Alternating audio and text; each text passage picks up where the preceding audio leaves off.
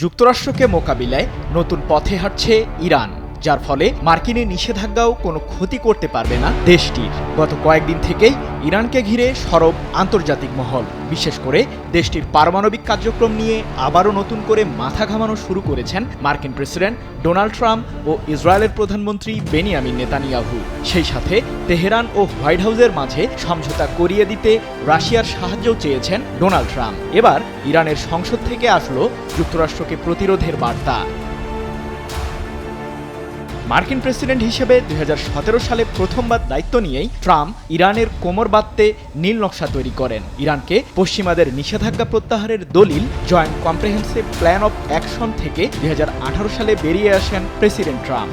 শুরু হয় তেহরানকে ঘিরে মার্কিন প্রশাসনের অমানবিক বিচার। কয়েক দফায় ইরানকে বাণিজ্যিক নিষেধাজ্ঞা আরোপ করেন ট্রাম্প, যার কারণে যুক্তরাষ্ট্র সহ দেশটির মিত্রদের সাথে বাণিজ্যিক সম্পর্কের অবনতি হয় ইরানের। তেল রপ্তানিতে বাধা সৃষ্টি হয়। তবে চুপ থাকেনি আয়াতুল্লাহ আলী খামেনির নেতৃত্বাধীন ইরানও। Joint comprehensive plan of action চুক্তির শর্ত ভঙ্গ করে আবারও পারমাণবিক কার্যক্রম শুরু করে ইরান। ইউরেনিয়ামের সর্বোচ্চ মজুদ বাড়াতে মনোযোগ দেয় দেশটি।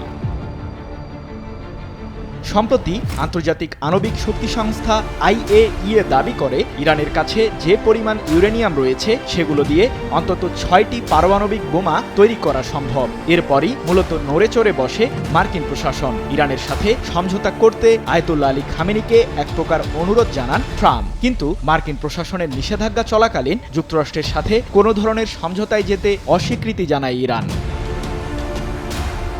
যুক্তরাষ্ট্রের নিষেধাজ্ঞার বিরুদ্ধে অবস্থান নিতে ইরানের আইন প্রণেতাদের আহ্বান জানিয়েছেন দেশটির সংসদের স্পিকার মোহাম্মদ বাঘের গালিবাফ। তিনি জানান, ইরানের অর্থনৈতিক সমস্যা থেকে উত্তরণের জন্য অগ্রাধিকার ভিত্তিতে কাজ করার আহ্বান জানিয়েছেন দেশটির সর্বোচ্চ ধর্মীয় নেতা আয়াতুল্লাহ আলী খামেনি।